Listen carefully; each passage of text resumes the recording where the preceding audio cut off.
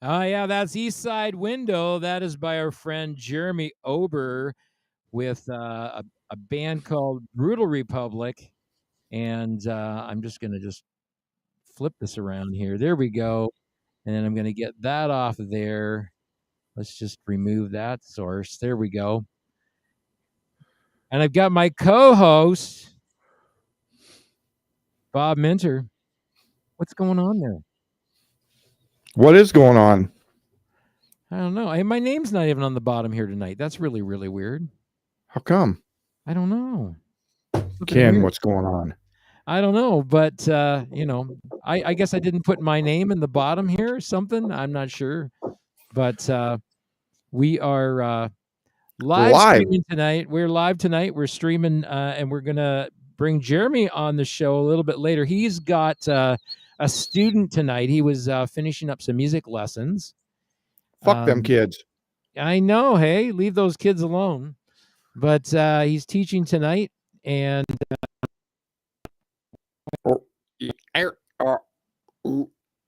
oh god, there it is. My internet's fucking up again.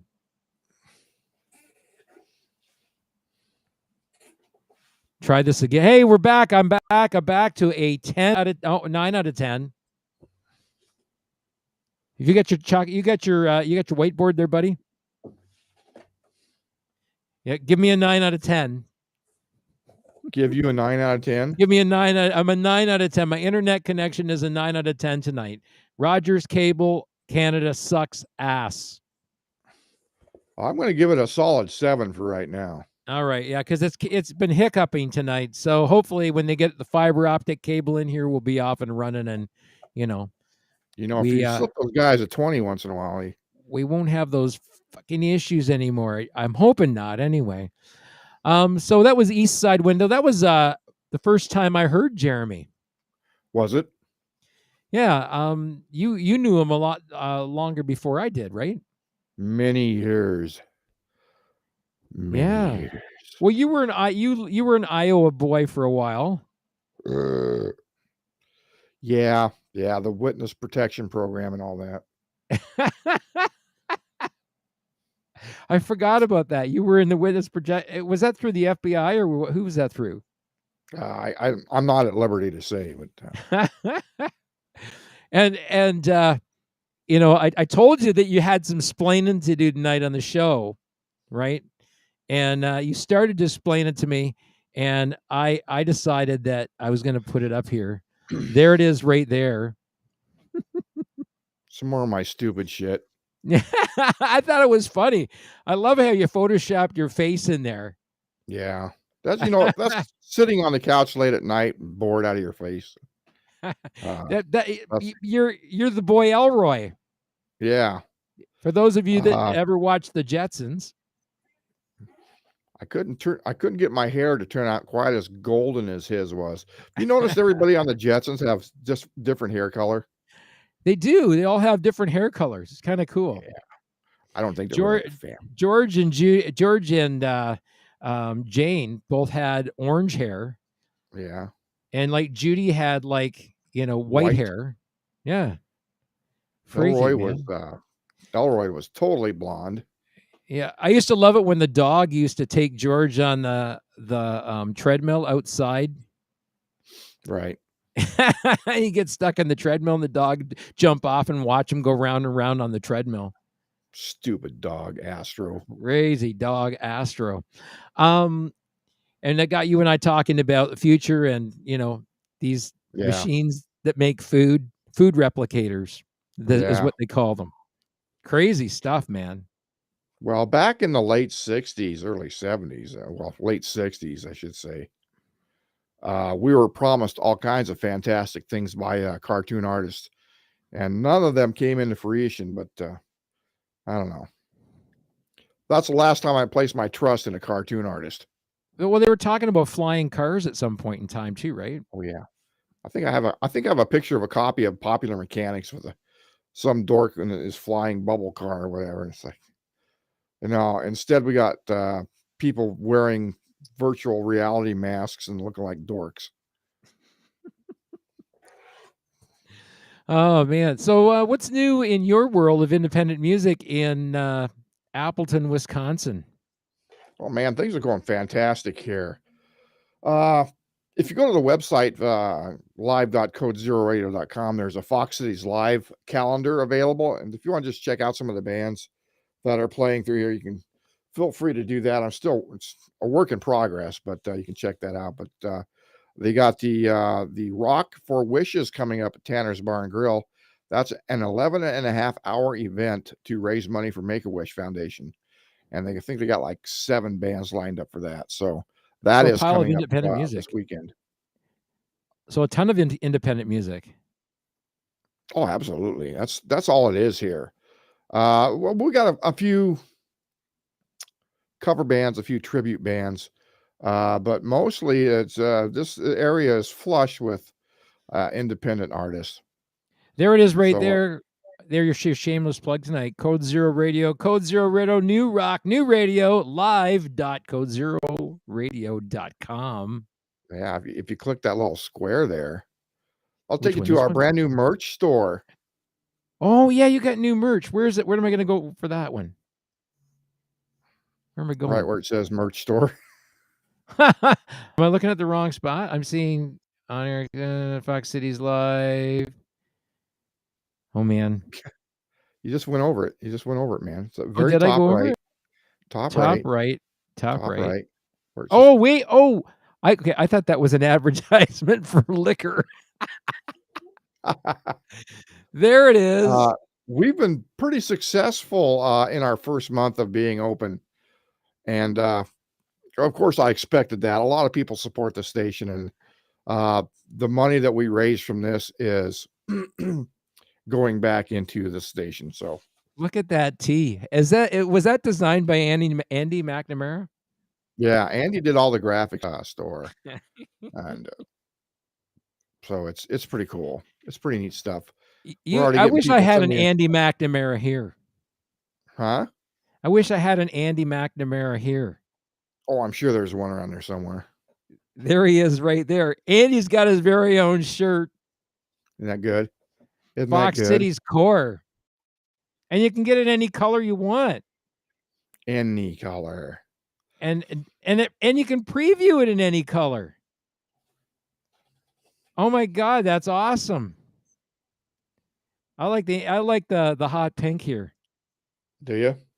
That's kind of cool. I It's like different. the Icarumba And high anxiety designs. punk radio. That's a That is cool a one too. Who designed that?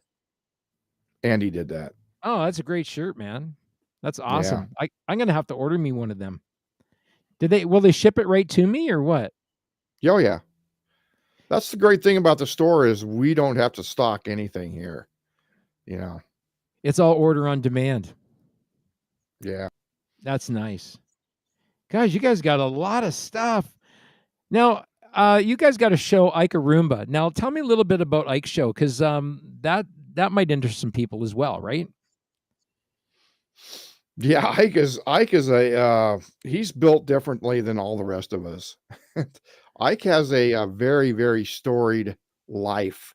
He's done a lot of things in his life, and he's got some interesting stuff. He's rubbed elbows with the celebrities.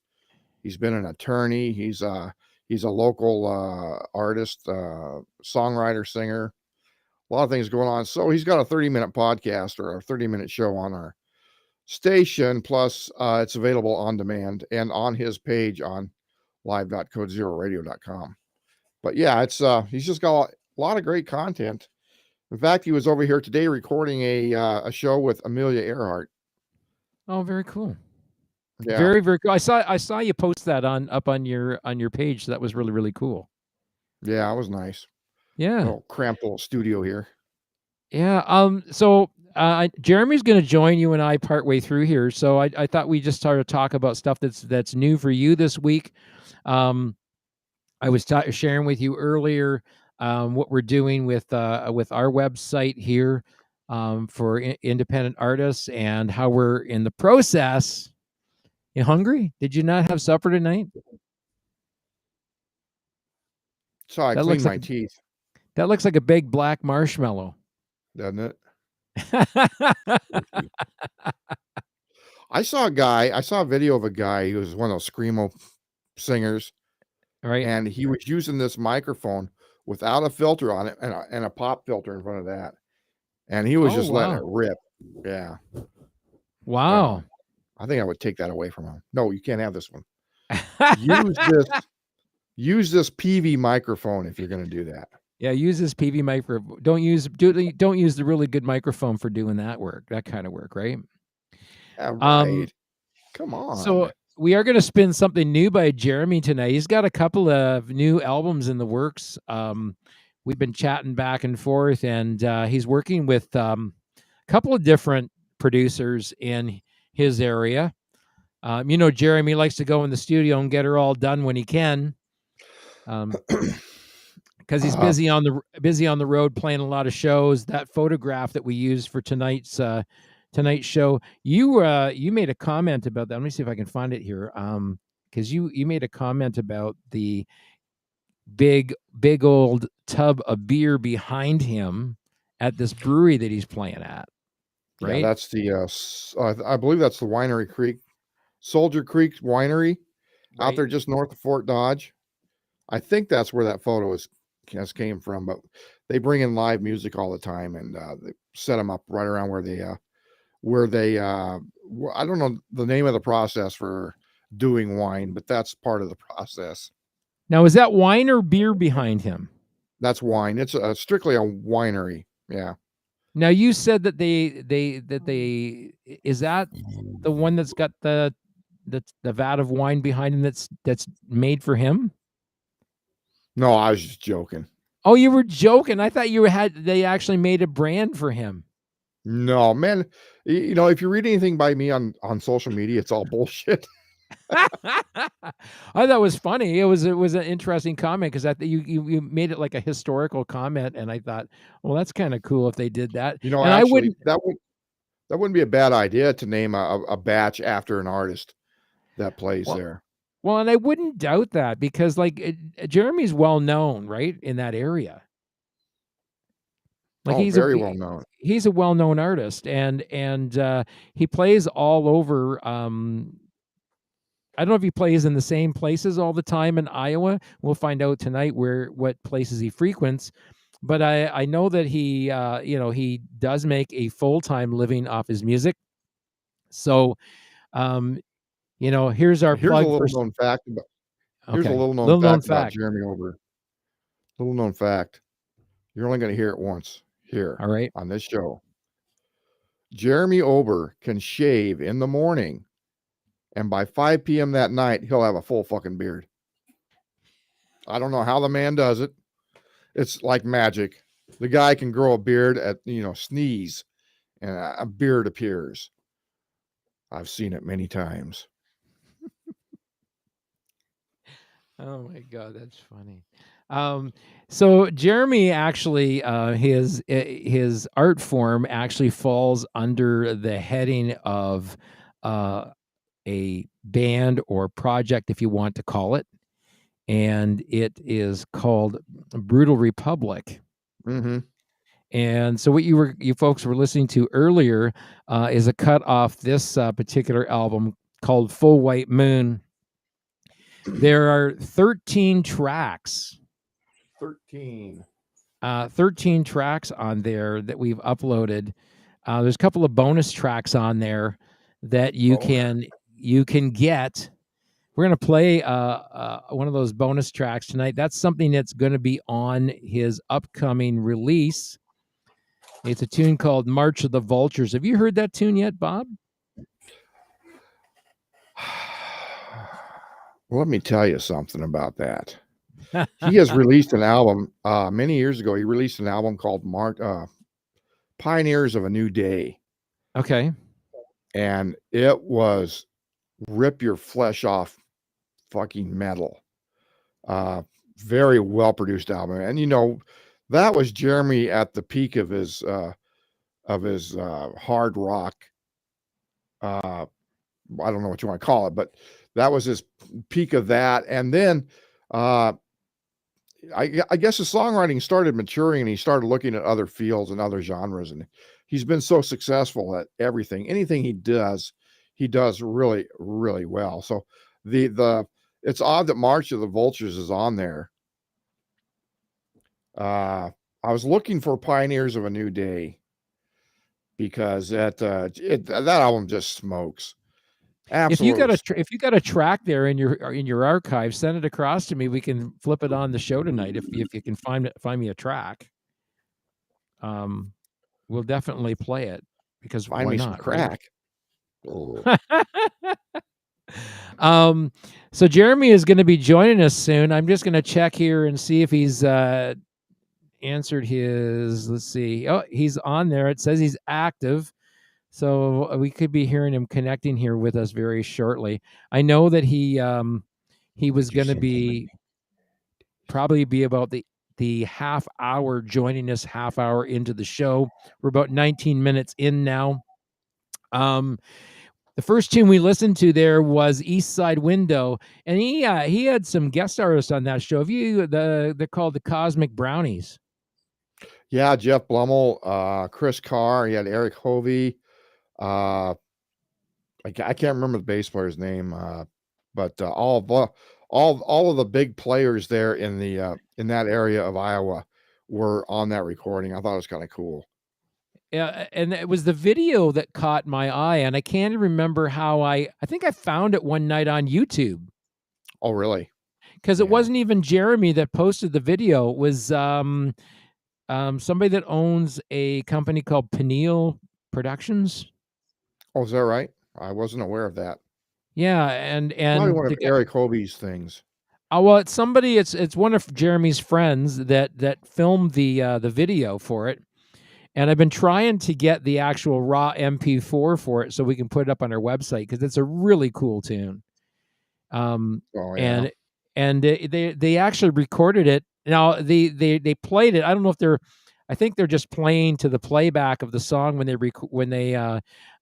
did the video, but it's in a hayloft in a barn, right where Right. it's all filmed. So That's it's pretty that's cool. Eric Hovey's barn. Oh, is that what it is? All right. Yeah. Well, we're in farming country, right? Iowa, Fort You Dodge, are. Iowa. That's the heart of corn country, isn't it? Corn. There was a movie once where Rodney Dangerfield did the voiceover for a dog, and he got picked up by a combine that was combining corn, and he said, "Oh, I'm a corn dog." Do you remember? Jeez. Yeah, you don't remember that, eh? It was No. I don't know. He did a voiceover for some dog. I don't know if it was a Disney movie or whatever, something like that. Anyway, Jeremy has produced some really, really great music. There's some more new tracks to follow. We're going to play March of the Vultures tonight. And You know what song he's got on there that really slays me? which one's that? Oh, Oh, man. which song does he do that slays you? Can you bring up that list again? Yeah. I'm not So sure if I remember the title is, we got Full White Moon. We're going to hell. East Side Window. Come Forth, Be Born. Like a Rose. Hangman. Broken Crown. Queen Shall Cry. The River. Five Nights, and Dirt Road. That is the original album. I put the bonus tracks up there, hoping people are gonna salivate at this. What's the track you're thinking of? I can't think of the title of the track, but it's really emotionally very, very heavy. Let's bring And, let's bring Jeremy on here and see what he has to say about that. Hey, hey, there brother, he how is. are you? I'm good. How you guys doing? We're doing Awesome. great, man. I'm going to flip you around You over sound here, put you marvelous. up here as the guest. There you are. Up there as the There I guest. And we're just talking about Full White Corn. Moon. Corn. am. We were talking about corn. Oh, you're smoking a stogie. Always. Oh, cool, man. Are you a Scotch man or a bourbon man? Bourbon, man. Bourbon? Yeah. Bourbon and cigars. Mhm. I'm going to hide that. There we go. So we're talking about a song on Full White Moon. Bob says you got a really emotionally attached type song on there. There's a lot of them. Oh. There's a lot of them on there. Oh, for sure. Yeah. The lyrics are jump. Go ahead and jump. What's that? But I cannot remember the title of the song. Anyway, I just thought it was so well produced with the strings and everything.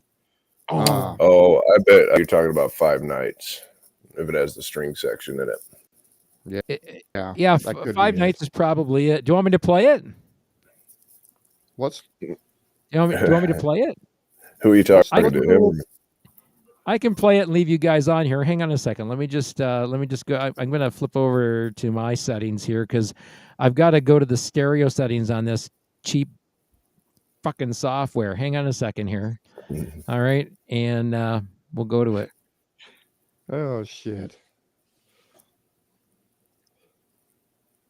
Still doing lessons at the college there, Jeremy? No, I haven't been out at the college for a while. I'm still doing lessons. I teach at McSweeney's School of Performing Arts now. Oh, is that right? Yep. Awesome. Are you still doing the scholarship thing in Fort Dodge? Yeah, we're giving out a 5th scholarship. So that the event for that is the last Saturday of August, which turns out to be August 27th. So we're doing our. That's been pretty well received by everybody. Yeah, it gets bigger and bigger each year. So we're hoping to keep growing, and we're hoping to make the scholarships bigger eventually. But yeah, we're giving out a 5th one this year, and it's set in stone for August 27th at River Hops Brewing in Fort Dodge. Nice. I'm going to put on 5 nights right now, guys. Here it is.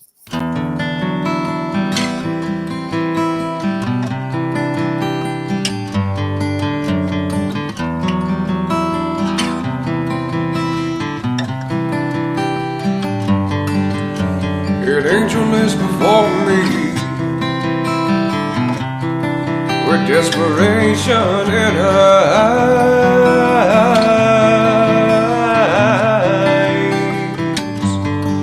Well, she's put up on a pedestal, yeah, which she's come to despise.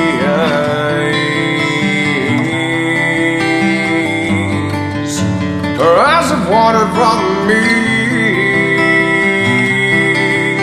They've watered once before.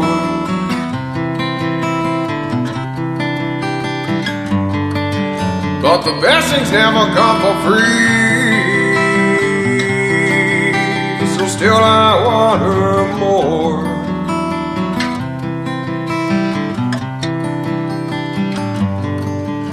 So child,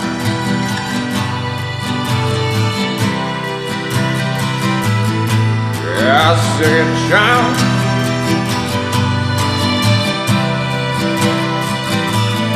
I said, ooh,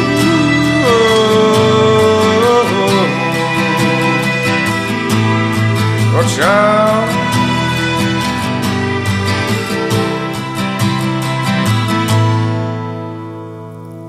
an illusion of a paradise. I kept hoping it was real.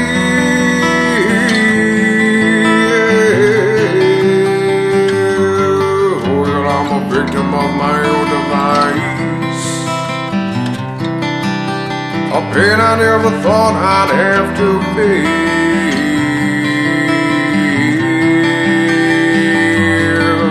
Well, my shadow left me long ago. I've forgotten what it was or were.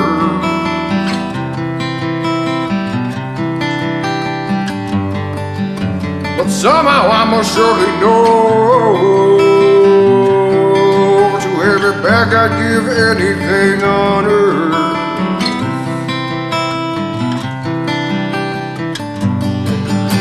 So child,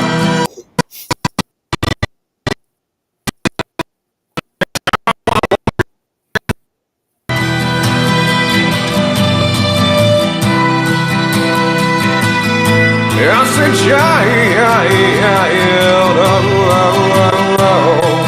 yeah, child, I want you to look at me.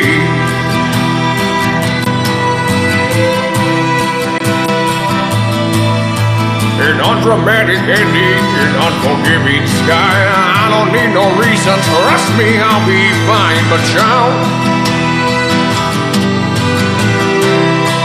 yeah, child, I want you to look at me.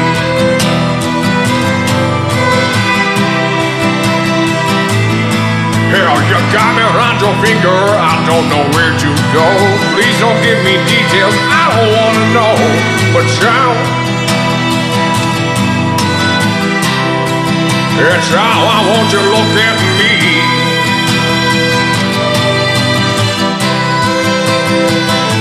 Well, I said, hey, hey, hey.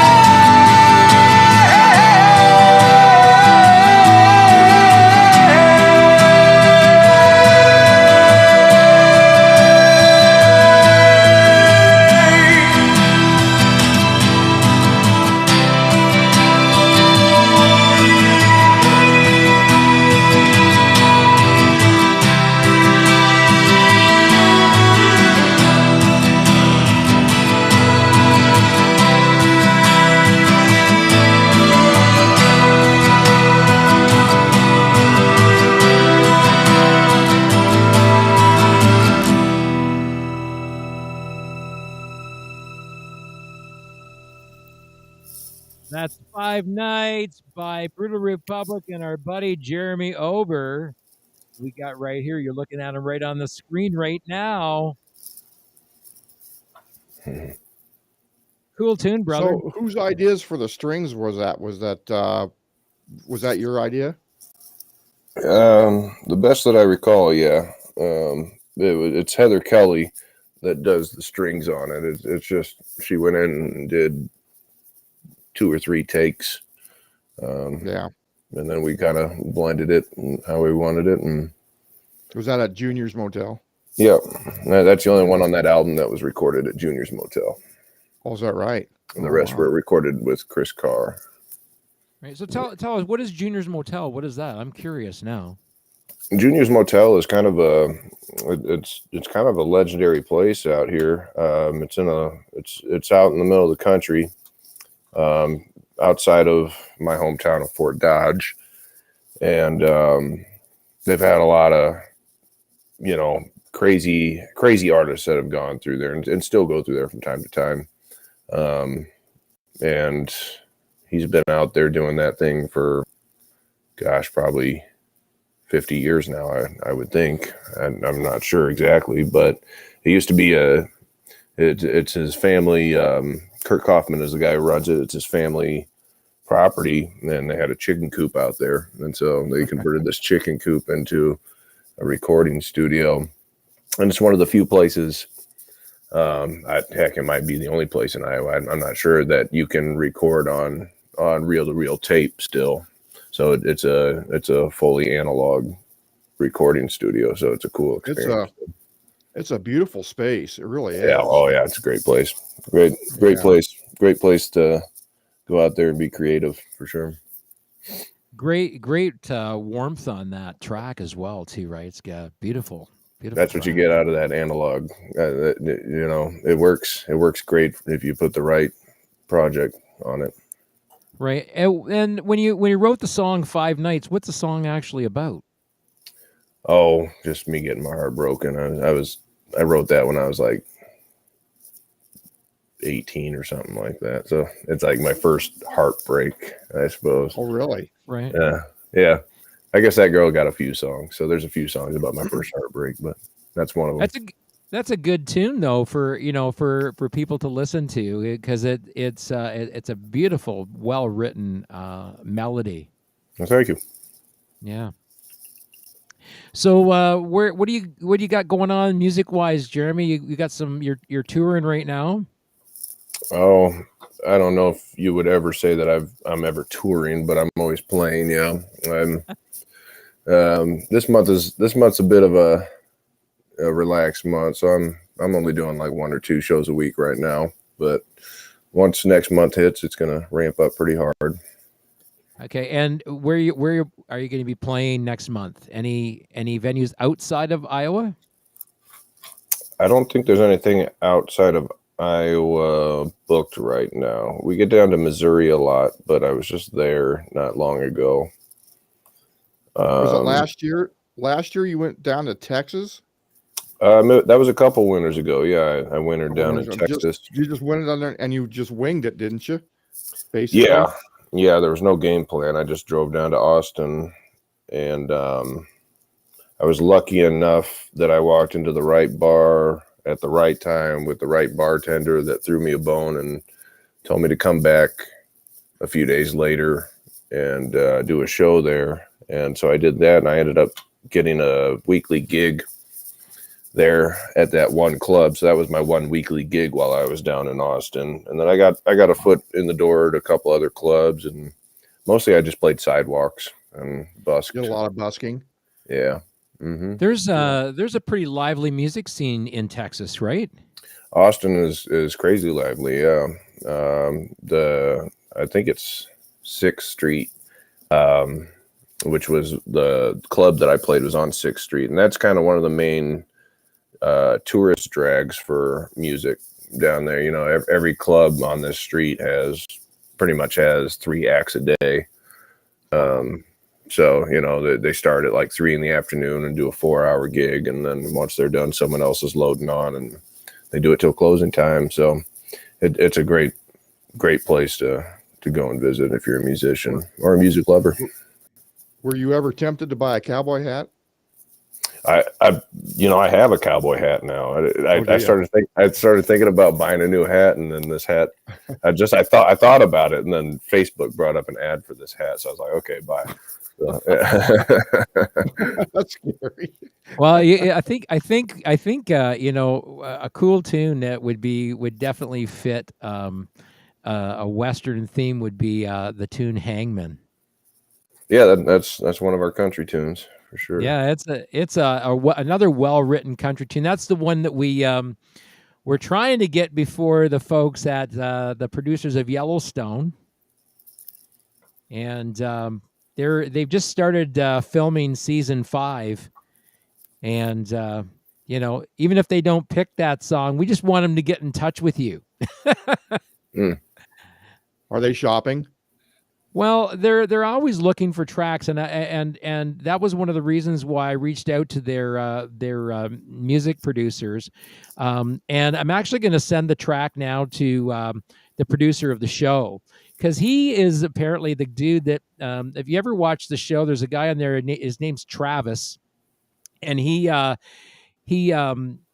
one of these hotshot cowboys, does the arena stuff where they, where the horses chase the cattle. Oh, like the rodeos. Yeah, and they shadow the cow. Whatever direction the cow's going, the horse will move and do that thing. And of course, the better the horse does that, the more they win. Anyways, he plays a hotshot cowboy named Travis. He's actually the producer of the show. He's an actor in the show, and he actually produces it. And so a good chunk of the music on the show are actually independent artists. They're not with major labels at all. But there is the odd Johnny Cash track on there. There's the odd Willie Nelson track on there, which is kind of cool because you'd be among really good company. Yeah, I wouldn't complain about that at all. Yeah, so I'm still trying to shop it out to them, because I know that even if they don't pick that song and they say, "Hey, Jeremy, could you write us a tune for the show?" I know you could do that. Yeah, well, I've never seen the show, but I love Kevin Costner. You just tell them that they can use the song for free if I just get like a 10-minute catch session with Kevin Costner. If I could just play catch with him for like 10 minutes. There's some really good stuff, Jeremy, on YouTube. If you get a few minutes to honk around YouTube, there's a bunch of clips on there from the show, so you kind of get a sense what it's all about. Wow. But it's contemporary. It's like a contemporary Western, really, shot all in Montana. Right on. Yeah, it's hard to get me to sit down for too long in front of a TV. So I know. Yeah. So that's why I say the YouTube clips might be right up your alley, because they're like 2, maybe 3 minutes long. Yeah, that sounds like my bag. Yeah. Yeah, and they give you a sense of what's going on there. Are you playing any festivals this summer?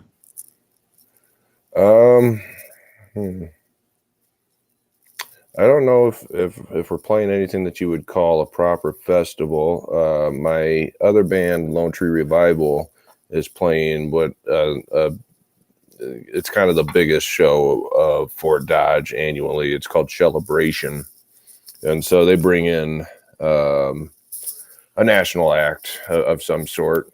And so my other band, Lone Tree's, opening up for that show this year. And the headliners are Brett Michaels and Molly Hatchet for that one. Very So cool. Are you doing I the think show that's as one well? of the big ones. I'm sorry, say that again. Are you doing the show with Lone Tree? Yeah, yeah. Cool. Cool. Yeah, Lone Tree's my other band. Yeah. Right. And is Lone Tree an original band? We no, not particularly. We do some Republic shows. The thing about Lone Tree Revival is that it's a horn band, so there's a 3-piece horn section in it. So it's a 7-piece band, and so we've worked up 3 Brutal Republic songs with horn sections in that band that we'll do. Cool. I think we're just gonna. I don't know. We haven't decided on set lists or anything for the summer, but we have a few shows booked for Lone Tree. Bob's got one of the best music festivals up there in Appleton, Wisconsin. Yeah, he's told me about it. What's that called again? The Mile of Music. The Mile of Music. That's right. Yeah. I need to get my foot in the door somewhere in Wisconsin. It's been a long time since I've played Wisconsin, so years. I don't know of anybody that you can talk to. Yeah, right. You know what? I can get you a gig right away up here anytime you want to come up, because I just know that your style of music and your whole persona, your whole charismatic thing you got going on would really go over well up here. Okay. Well, I appreciate it. Yeah, you let me know. I'll show up anywhere. Yeah. Yeah. Problem. You can book me in Afghanistan. I'll go play it. Let's get you on the Mile of Music, Bill, if we can. I'll send you the links. There's a process you can actually apply online too. Oh, is it? You know Okay. what? That's closed for this year. It's closed already. They've closed it already. Yeah, they were under such a crunch to get it together because they didn't know if they were going to hold it or not. So they opened it up for a couple months and it got filled up right away. But that doesn't mean you still can't play up here during the Mile of Music. Oh yeah, for sure. For sure. Yeah. But you get a chance to play for, I think it's 70,000 people that show up for the weekend. It's pretty crazy. Yeah, and that's the first week. I keep getting trying to get Chris Carr to come up here, but he keeps balking. Oh, that guy. Well, geez, Chris Carr. He costs like $1 million a show, I think now. So it's up to $1 million now. That's good. Last I heard. I don't know. How much is Jeff? Jeff is the other part of that. So, yep. Did you do any live streams during the whole COVID shutdown? Did you do any of that? Partake in any of that? I was living off of Venmo tips for a second. Yeah, we did. We were doing them as much as we could. That was a very strange time, but it was I would say a good learning experience. It was actually quite fun for like the first 2 weeks, and then it got old. And I was like, oh man, I just want to go somewhere and do a show. But it was a nice learning experience to do that. I mean, speaking of Chris Carr, man, no one did it better than him. Like he really took that live stream format, and he was having guests. I went over there and did one in his studio, and he had the lighting, the camera angles, and everything. So that was such a weird thing to have to learn on how to make stuff look appealing on a Facebook live stream video. Yeah, because there's no people there, and you don't have that audience response. That must be kind of odd. It was very odd. Excited to be. Yeah, it was a very weird span of time, but it didn't last too long. So I think there was only like a month or two hard shutdown here where we are. And if anything got too heated here, I could just go down to Missouri. Missouri didn't do anything, So if they shut down too hard here, I could just go to Missouri and play shows. But, do you book yourself? I don't anymore.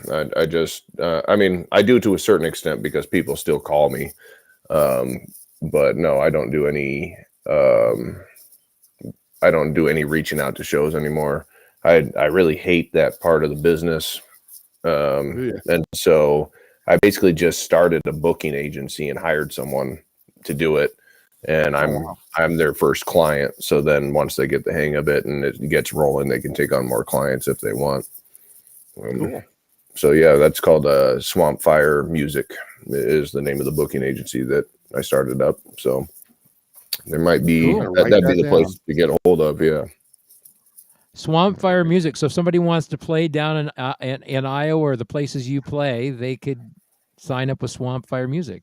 Maybe potentially. Right now, the Republic's their only client. Yeah, Okay. because this is new to everyone involved. So once everything gets rolling smoothly, they can take on more clients if they want. I'm leaving it up to them, and but everything's going. So if you want to book the Republic, you get a hold of Swamp Fire Music, preferably rather than me at this Right. point. Have Yeah. you guys ever thought about touring over in Europe? Not hard, but I'll frankly play anywhere. There's nowhere I won't play.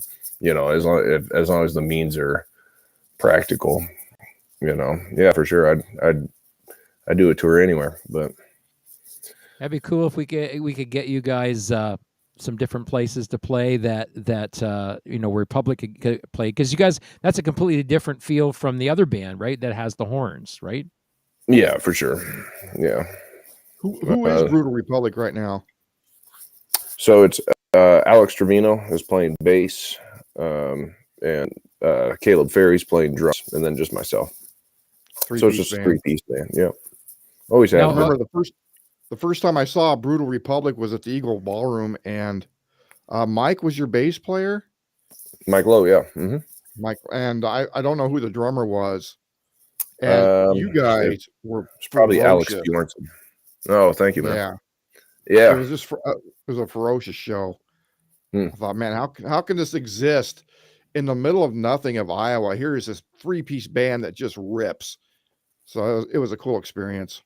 Now, Bob's telling me that there's something else that you had out there previously released by Brutal Republic. Yeah. We don't really fess up to it much. There's an album out there called Pioneers of Another Day, and eventually we're going to sort of re-release that. That's a project that's actually already started out at Juniors, but it's not our priority right now. But we recorded that. I was let's see, that would have been like 15 years ago that we recorded that album, and we were young and poor, and we did it all in a day, which isn't conducive to making a good full-length album. It's like a 14-song album that we did in a day. And so it's not great. There's not really too much on it, I would say, song-wise, that I can't stand by. There's plenty that we'll never do again because, as you age and grow, you get better at this craft, whatever craft you're doing. Songwriting's mine. So there's songs on there that are just average in my humble opinion, which is the right one in this case. But it's just one of those things to move on from. We don't push it. It's not something that's really pushable in my mind. But some of the stuff we are going to revisit and re-release. March of the Vultures was actually on that album. Yeah, right. That was the first I'm gonna spin that tonight, actually. Right on. Quick question about that. If you ever have any historical tracks that you want us to post up on the website, by all means, send those across to me. Historical tracks, like just old stuff that I did. Well, if there's some historical stuff that you want fans or potential fans to hear that you did, that tells a little bit of a story about where you came from musically. Right? Oh, I see. What we're trying to do on the website with the artist is to sort of build this discology, if you will, sort of musical biography of the artist that goes back to when they first started in the area of music, and then up to their most current projects, right? Okay. And it's interesting because we're finding a cross section of people that like that historical aspect to an artist's work, right? And it shows your growth, or sometimes the changes that you've gone through as an artist in terms of the way you produce the music or the way you write your songs, that kind of stuff, right? Yeah, I see what you're saying. Yeah. When you first started writing music, that you started writing music when you were what, like 17 years old? 16. Yeah. Okay. And you've been at this for quite some time now then. Yeah, I've been about, I guess, yeah, about 20 years of playing and writing. Yeah. All right. We got a fan on here. Vicky Fowler says, Jeremy, you rock. No, Vicky's a sweetheart. I know Vicky well. And a friend of Right on, ours, Vicky. Steve Neville's joining us from Australia. I don't. He says, cool tune. Good day from down under. Too early for a brew yet. It's 10 a.m. No, there. it's not. Oh, You can't never. be day drinking if you don't start early. It's 5 o'clock somewhere, isn't it? You pop open that Foster's, mister. There you go. People in Australia don't even know what Foster's is. Jesse Wilson says, sweet beard, dude. Oh, Jesse Wilson. There you go. He's a Jesse's star. a bearded brother, right? From another mother. Yep, he's a star around here. Well, we're hoping to get Jesse on the label, so you have to, sweet talk him. But he said you said some really nice things about me, so that's good. There you go. Right on. Jeremy, for those people that don't know you, talk a little bit about your writing style and where that, the idea of writing songs came from. And do you use an instrument when you write a song, or how does that work? Yeah, I mean, guitar is kind of my main craft. So for the most part, all songs are written on guitar, outside of maybe a few piano tunes. But I listen. I don't. There's not any one genre of music that really holds my interest all that much as a whole. So we kind of bounce around all over the place. We can have a country tune 1 second, or a metal tune, or a pop song, or a jazz song. We really cover a lot of ground. It's just a matter of getting it recorded and out there. But that's what keeps it interesting for me, is never sticking to any, never having to adhere to a certain genre or scene, I guess.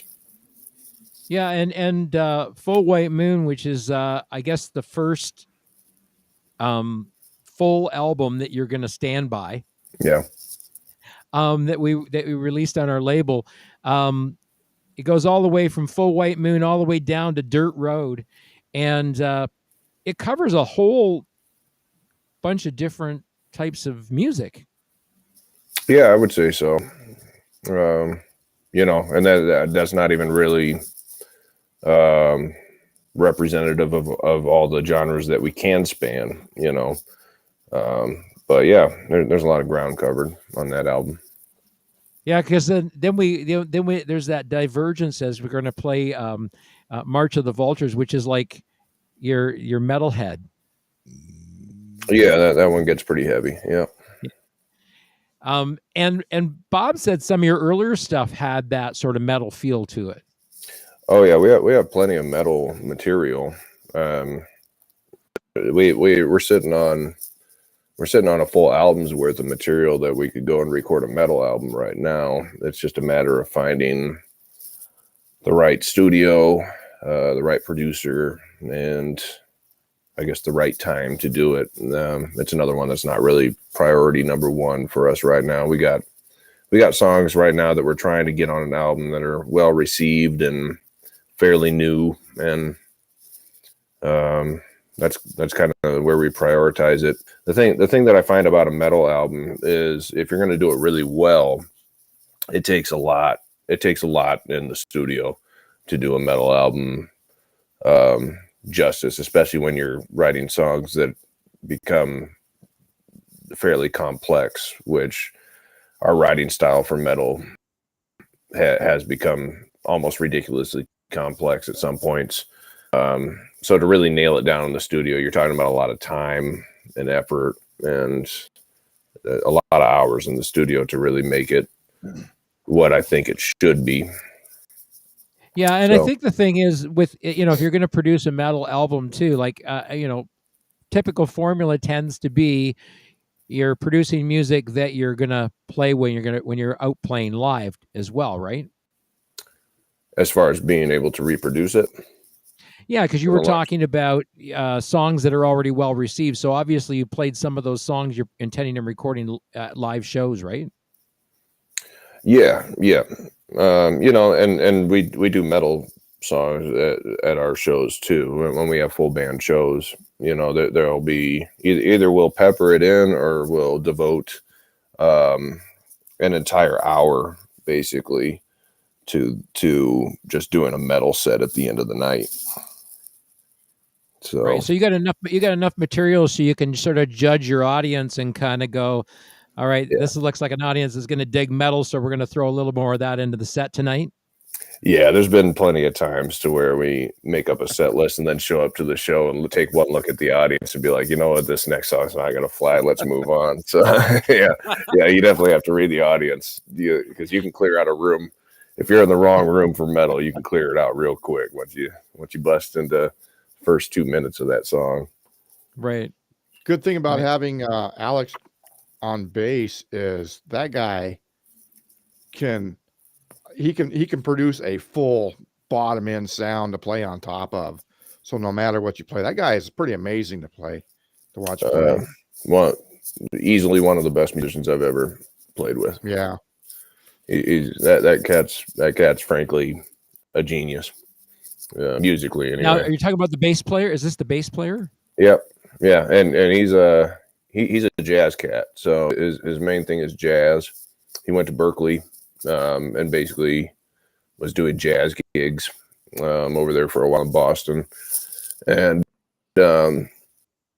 he plays bass. He's sort of a guitar player as I am. And left-handed, he plays left-handed bass, but when he plays guitar, he plays a right-handed guitar and flips it upside down. And that's just how he learned how to play guitar. So he does it beautifully.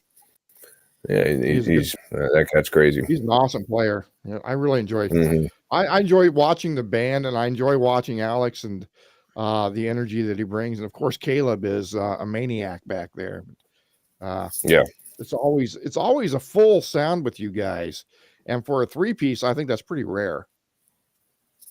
Yeah, it takes sometimes you have to make it takes something to fill up a room with 3 people. Sometimes you have to maybe sacrifice certain things. There's certain things that you have to watch out for when you're writing and arranging songs, because eventually it can become too thin. You can't do maybe. If you're doing, especially if you're doing heavy stuff, you can't do like some of the more, I guess, simple melodies that you might find in like maybe a band that Iron Maiden does, where they get harmonies and stuff like that. Because if you just took it down to what one guitar player is doing, it's a pretty simple lick, and you can't really get away with that stuff when you only have 3 people. So you have to find ways to really fill that space when you're arranging the songs.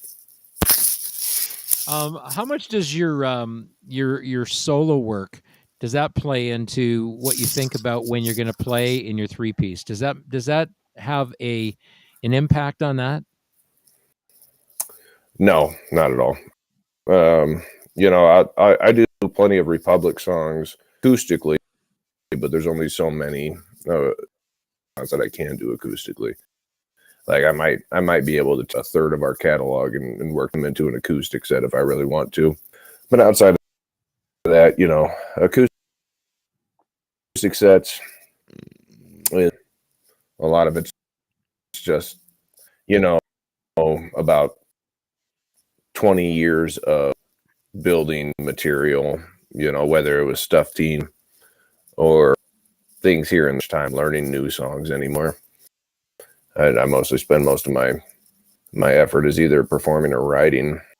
At this point, basically, if I learn a new song, it's just because someone hired me for like a wedding or a funeral or something, and it was a song that happened to stick, so I kept it in my set or something like that, But no, acoustic kind of all bets are off. Right. And when you're playing as a three-piece, like Bob said, it's really tough as a three-piece to get that big full sound. And Bob's heard you live. I've never been able to hear you live, which I think would be really cool. Mm. Yeah. I've always been blessed with really good players behind me, you know. So I mean, that's really the gist of it. I can arrange the songs to the best of my ability, but when it comes down to it, you have to have the players that are capable of carrying the weight that they need. You're putting a lot of weight on a drummer and a bass player when they're the only other two people up there with you. So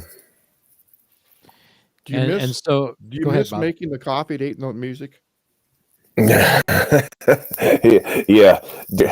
So it's sorely missed making the coffee at 8 Note Music. Yeah. Yeah, those are days gone by for sure. That's unfortunate, but yeah. Oh well. You've got some shows coming up next month. You said you're going to be busier next month. This month is a little slower for you. Yeah. You know, as of right now, I've basically just been taking shows as they come my way. Like I said, I don't really spend much effort booking, and I haven't had the last couple of years, which is fortunate. Last year, I don't think I picked up a phone to book a single show, and it was the easiest year performing in my life, I would say. Wow. But a lot of that comes with coming out of the COVID thing too. Everyone was kind of chomping at the bit to get back there. Yeah. So, you know, are you finding it? Are you finding a difference now? Like since COVID, since things have, kind of settled down a bit, are more people coming out to the shows than before? I don't know. It's this last summer was pretty crazy. But yeah, I don't know. Maybe there's a little bit of relevance to people itching to get out and see music again and just be out and about again in general. Right. And also,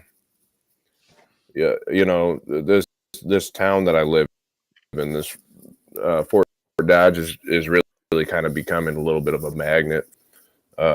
Music in general, there's so much talent within this concentrated small area that I'm in that it's kind of hard for people not to take notice right now. So we're getting the benefits of all the other talent around us.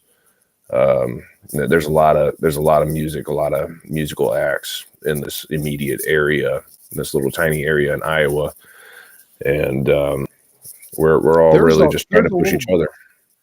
There's a little bar in Pomeroy. Mm-hmm. That Byron's is like world famous, and it's just this little dive bar. And what's the attraction to that place? Is it just because of the people that have been through there? Yeah, now it's kind of a little destination for these kind of touring acts. And Byron's been he's a savvy guy. He's able to get acts that are touring and kind of get their tour route, and get them in there on a Sunday when they usually wouldn't have a show. So the day to go there to Byron's and watch music is on Sundays, because he gets some really heavy hitters in there a lot of the time. Yeah, he does. Yeah. Is it a big bar? Is that a big venue, Jeremy? Or no? It's a fairly small bar. Gosh, I don't even know. It might take 70 people. The place 75 to 100 packed. Yeah. It'd be a full house if you had 75 people there. Amazing. Byron's a pretty particular guy. He'll go around like on Sundays. You don't go there to mingle and talk. Like, go there to listen. And Byron on numerous occasions go and shush people for talking too much when there's an act up there. I've never seen a bad I love them all act at Byron's. Yeah, Byron's great. Yeah, just always struck me as really odd. Well, that's, you got Byron's up in Pomeroy, little bar, big names go through there. And then you got Junior's Motel south of town where big names have gone through there. And it's a great little studio that you'll never see. So, just interesting things about Fort Dodge, I guess. Yeah. It's a great spot to be a musician. Sure. Right. Are you being booked to open for anybody right now, or are you still just doing all your own shows? Pretty much. I mean, that celebration with Bret Michaels and Molly Hatchet might be about it as far as, big opening acts. For the most part, we just do our own shows. We don't have any problem filling it in, and we'll book any bar, and if they want 4 hours of music, we do a 3-hour straight set. And so if they want 4 hours of music, we'll bring in usually an acoustic opener to play for about 45 minutes and warm up the crowd. Then we just go up and play straight 3 hours. 3 hours of music, like no break? No breaks. So just a little bit of cognac on the side there. Yeah. Once we start, we don't stop. So Well, yeah, my acoustic shows are generally 4 hours. So yeah, wow. Yeah, I've quite a few bands do that around there. I know that Chris Carr, when they play, they'd rather do 2-3 hours straight without taking a break.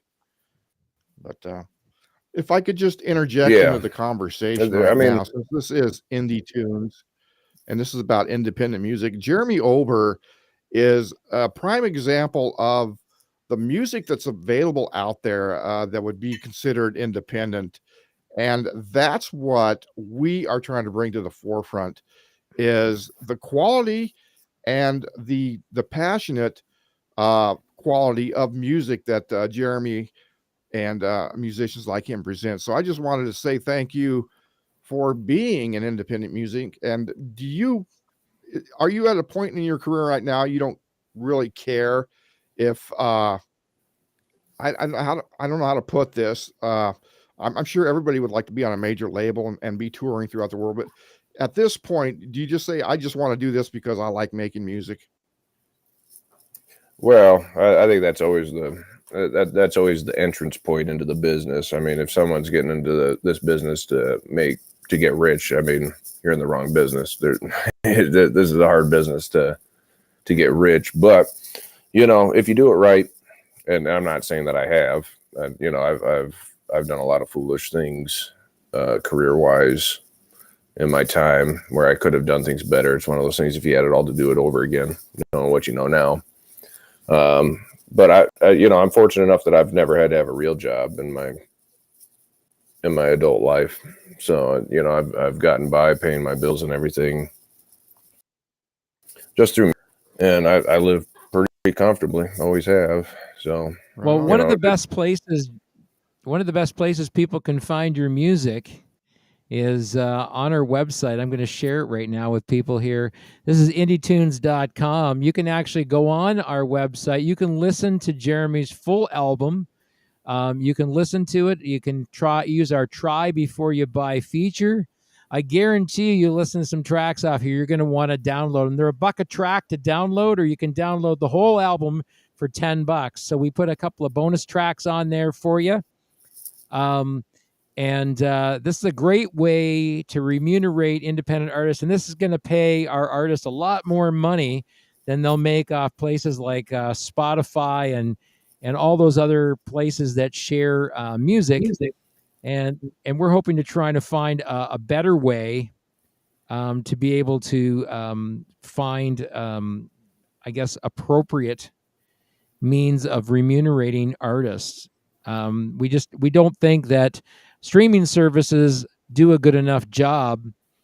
So you'll be able to find all of Jeremy's music right up on our website, and we're going to be throughout this month posting bits and pieces of it all over social media, and hopefully you'll go there and buy it, right, bud? Yeah, and hopefully everyone follows you, and anyone that might come across this interview follows you. If it slips their mind and they forget website, we did get up. If you go to our shop section on Facebook, it'll take them right to your site, right where you can purchase that album.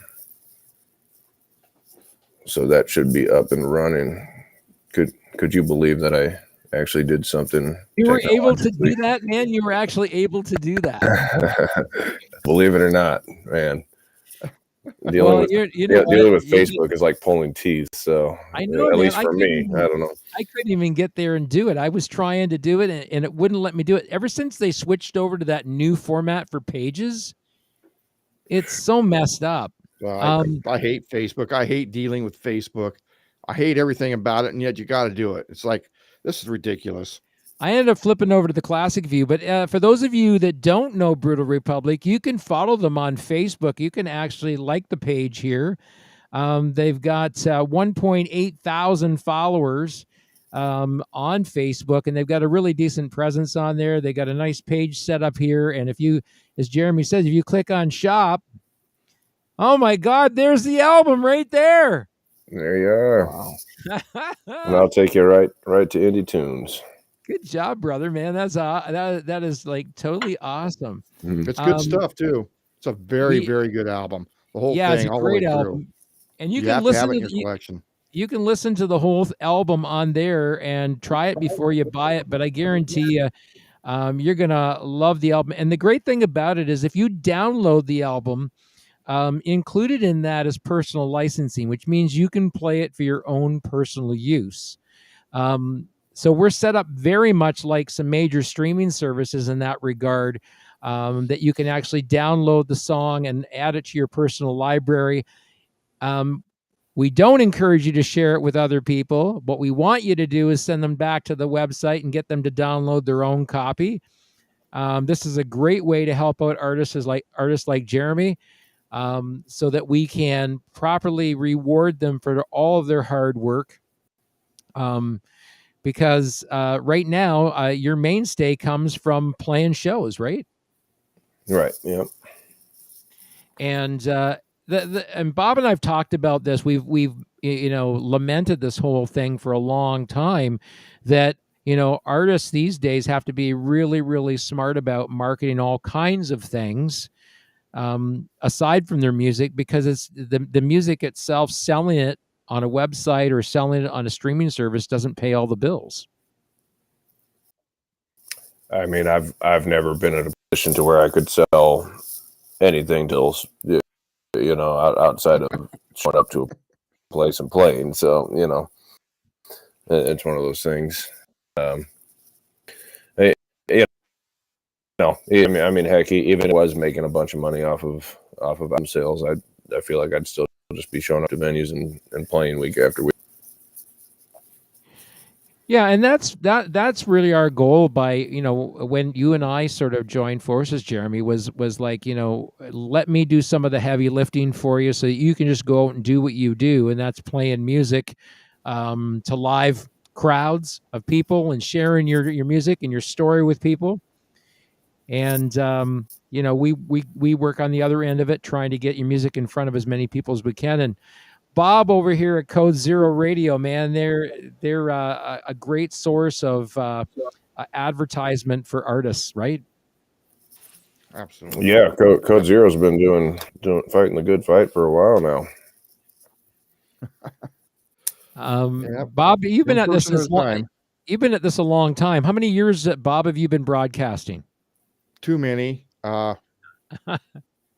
Since 2013. Wow. That's a long time, man. Yeah, I'm feeling it.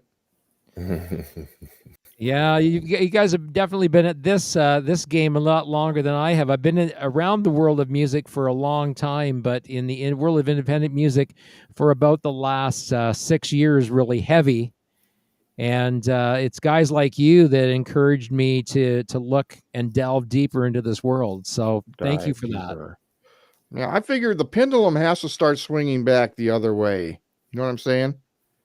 Right now, it's all centered towards pop music, the manufactured stuff, and I think that's going to start swinging back the other way, because I'll tell you why. Is because I still see kids 13 and 14 years old picking up a guitar and just rocking out. You know what I'm saying? It still feels good when you're a kid to do something like that. So I think the pendulum will swing back the other way. I'm going to play another tune quickly, and then we're going I'm to going to play it close out the myself. show. But I want Jeremy to comment on this one after. This is something that's probably going to be on one of your upcoming releases, and it's a tune called March of the Vultures. So maybe you want to set that up by telling us a little bit about the tune. March of the Vultures is another, old tune that I wrote it when I was 18. So it's been around for a long time. But it's one of those tunes I can fully stand by to this day. I think it's just a heavy, angsty tune. The subject matter is the Israeli-Palestinian conflict or crisis that's been going on since whatever 1943 or whatever. So that's the subject matter roughly. All right, so we're going to play it right now. March of the Vultures.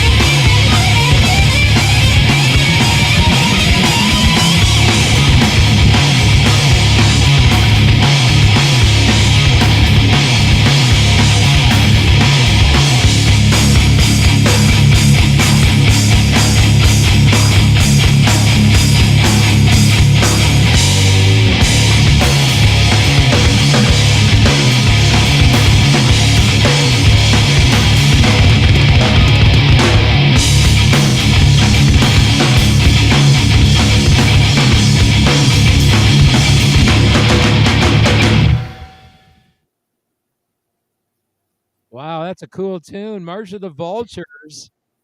That is by our friend Jeremy Ober and his project Brutal Republic. Andy liked it. Mhm. Andy liked it. What did Andy have to say about it? I dig the track. Andy McNamara says, I dig the track. It's cool All stuff, right. man. Well, you know what? Good. Maybe Andy watching the show, Andy might have you on, on one of his shows. He does some cool stuff on here as well. And he's got a really cool little studio setup, doesn't he, Bob? Yeah, he's been building up stuff and slowly improving the product. And Fox Cities Core is one of the best podcasts out there right now, I do believe. I'm not biased or anything. That was funny. You're listed on here as are you San Diego? Tonight I'm San Diego. Mhm. I gotta love that. He has such a great sense of humor. That's why I have him on here as a co-host. He's so much fun. Jeremy, any closing words for the audience tonight? Stuff you want people to know about you? Oh, not really. Well, you can follow Jeremy and his trek on the Brutal Republic Facebook page. And you'll see all of his shows are announced on the Brutal Republic page. So check there for upcoming shows. There's one on there he posted 2 hours ago this Friday at the Boardroom Lounge featuring the Eagles Ballroom. Yeah, that's here in Fort Dodge. Yep. Fort Dodge, and catching Iowa. its celebration too. When is celebration this year? That's a good question. It's June. I think it's June this year. Let's see here. June. I think it's June 11th. Don't quote me on that, though. Generally, the entire population of Fort Dodge turns out for that. So if you're going to celebration this year, get there early. Show up early, get up in front for Lone Tree Revival, and maybe show them your tatas. I don't know. Is that an open air venue? Yeah, it's an outside show. Yep. There's about I think the norm attendance there is about 7,000. Now, is that a field or is it in an amphitheater? What is that? Yeah, it's right. It's right on a soccer field. They've done it a few times. The whole deal about celebration is there's a big band shell here in Fort Dodge that they redid. And so it started out when they redid it to start to bring big to Fort Dodge to start putting them on. So they've been doing it for, well over a decade. I mean, maybe like 15 years, maybe. I'm not sure, but they're really pulling in, big acts. They've had ZZ Top, Brutal Republic open for Boston one of the years. I had a band open for Creedence Clearwater one year, Foreigner another year. So I've done it in one capacity or another. This will be my fourth time playing Celebration, but cool. It's always a good time. And is that a local promoter that puts that show on, or what? What's that? In your car? Do you save your stage passes and hang them from your rearview mirror? No. No, I don't. I'm not a very sentimental person. Is that a local promoter that puts that show on, Jeremy? Or yeah, Jim Reed is the guy who heads it up here. He's a go-getter. That guy's done, tons of stuff as far as bringing people to the scene of Fort Dodge. Yeah, and he puts on a big country bash every year too. Oh, that's right. Yeah, I forgot about that. Yeah, it's awesome. Nice that somebody picked up the baton and ran with that because, man, there's nothing that keeps a local music scene alive better than, once in a while bringing in the live acts and the big acts and then keep everybody motivated. So Yeah. if I was to attend Celebration, how many acts are we going to see at that event? It varies from year to year. I mean, I've never seen them with more than 4.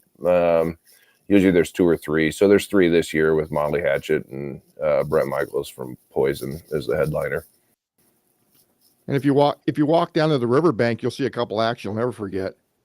I ain't never tried. I don't know. There's no river real close. That's got to be an inside joke, right? No. That's not like your tune called The River, is it? No, I hope not. not to be confused with that track, right? Yeah. Right Definitely on. don't go there and die. Don't do that. So Jeremy, we're going to close out the show and off of the Brutal Republic album. What song would you like me to close out with tonight? Oh, Dealer's Choice, man. Dealer's Choice. Mm-hmm. You're just gonna let me decide? Mm-hmm. Well, there's a really cool thing I found at the beginning, and it was. You tell me if you think this is a good choice, but It's perfect. It is a tune called "The River." I love this song. If you own a convertible and it's a warm summer night, go cruising down the road with your top down and crank this song, because that just does it in for me. And at the beginning of the song, is it you that's speaking at the beginning of the song? Yeah, it's Chris Carr and me, actually. And you're saying when this is all done, we're gonna have like a blues song or something like that? That's what Chris saying that, yeah. All right, here it is. We're gonna play it for you. It's called "The River." Thanks a lot for joining me tonight. Thanks for coming on, Bob. We'll see you guys all next week, Wednesday evening, 8. We are on daylight savings time now. Eastern Daylight Time will be 8 p.m. next Wednesday. No special guests on that show. Thanks for joining us tonight, Jeremy. We'll catch you on the flip-flop, brother. Thanks for having me. I'm just switching over the audio. Give me a sec. Always fun. Here it is. We'll have a blues song before it's all set. See you guys.